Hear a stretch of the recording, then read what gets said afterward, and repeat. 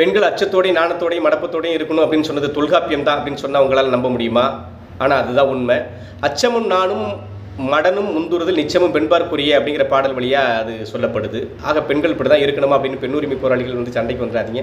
இது பண்டைய கால மரபாக பழக்கமாக இருந்திருக்கிற குறிப்புகள் இலக்கணத்தின் வழியாக நமக்கு தெரியுது. ஆனால் பெண்கள் அப்படி மட்டும்தான் இருந்தாங்களா அப்படின்னு பார்த்தா இல்லை. சங்க இலக்கியத்தின் வழியாக நிறைய பாடல்களை நம்ம பெண்ணுடைய நிலையை பார்க்க முடியுது. உதாரணத்துக்கு திணைநிலை மக்கள் இருக்கிறாங்க. ஒவ்வொருவரும் ஒவ்வொரு தொழிலில் ஈடுபடக்கூடிய மக்களாக இருக்கிறாங்க. உழவன் உலத்தியர் இருக்கிறாங்க, பரதவர் பரத்தியர் இருக்கிறாங்க, அதே மாதிரி வேட்டு வச்சு இருக்கிறாங்க, ஏழ்ச்சியர் இருக்கிறாங்க, ஆய்ச்சியர் இருக்கிறாங்க. இவங்க எல்லாமே ஒவ்வொரு தொழிலில் ஈடுபடக்கூடிய சமூக பழக்க வழக்கங்களோடு ஒட்டுறவோடு இருக்கக்கூடிய பெண்கள், வெளிப்புற சூழலோடு ஒன்றி இருக்கக்கூடிய பெண்கள் இருந்திருக்கிறாங்க.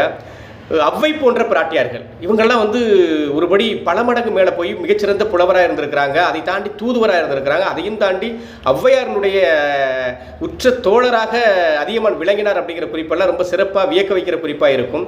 அதை விட